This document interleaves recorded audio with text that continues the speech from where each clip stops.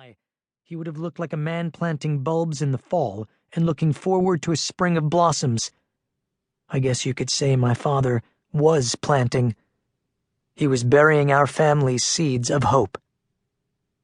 Within a minute, a hidden cavity appeared, a hole reinforced with a piece of scrap metal Papa had bent into a cylindrical shape. It was a makeshift vault, into which he dropped the sack with all our valuables, including one small unadorned silver cup, called a kiddush cup, which is used on the Shabbat, the Sabbath. That's a holy day celebrated every week in Jewish homes from sundown Friday to sundown Saturday. It's marked by prayer, wine, and song. Shabbat is intended to be a time of rest and the most peaceful day of the week. The Kiddush cup is raised in gratitude. But there hadn't been much to sing about or celebrate in Zarki since the invasion, especially for Jews. Everything had changed in a matter of weeks. Jews could not ride buses, and Jewish children weren't allowed to go to school anymore. The Nazis shut down or took over most Jewish businesses. A strict 8 p.m. curfew was enforced. Anyone caught outside after curfew was arrested or killed. Jews were forced to wear white bands around their arms with a blue 6-point Star of David on them so that everyone would know who was Jewish. When Nazi soldiers banged at the door, Mommy Shu let out a strange screech, like a scream that was strangled by fear. She had meant to calmly say, "Come in," but of course pleasantries weren't necessary. The door was pushed open before Mommy Shu even found her voice.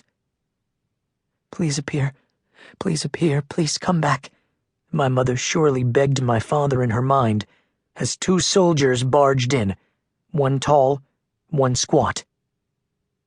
As if he'd been summoned telekinetically, her husband materialized in the living room doorframe, his shirt retucked, and his expression giving no hint of the panic he'd been on the verge of just moments before.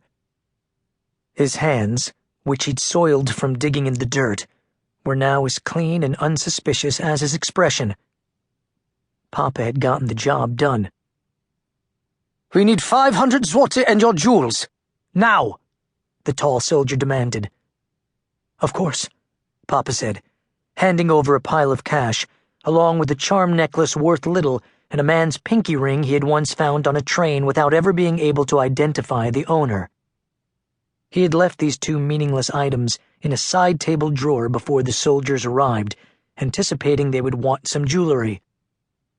"Surely you can't expect us to believe this is all you have," the soldier said, as he gave his comrade a nod. The short soldier quickly moved closer to Samuel and my mother, and he pulled out a sidearm, waving it wildly in their direction. "I see you have so much that is valuable. I am sure you can do better." A dark expression crossed his face as he knelt down in front of Samuel, clearly taking notice of my brother's left hand. Samuel's right hand clutched Mommy Shu's skirt, but his left hung at his side, closed in a tight fist. "Why don't you open your hand, child?" the soldier asked in a gentle voice. "Let's see what you're hiding." Mommy Shu was crying, terrified that the soldier had taken notice of Samuel. She knew her little collector wasn't hiding anything precious, though. In fact, she knew before he uncurled his doughy little fingers what would be resting on his palm. "It's just a little rock, sir," Mommy Shu said. "He collects them." Samuel revealed a small, round gray stone, the kind of pebble you could find on any street in Poland. Samuel almost always had a rock in his hand or in his pocket, and he thought each one was unique and precious. The soldier was not amused. He didn't like to be wrong, certainly not in front of Jews. He looked at my parents' faces. He looked at Grandma Dora.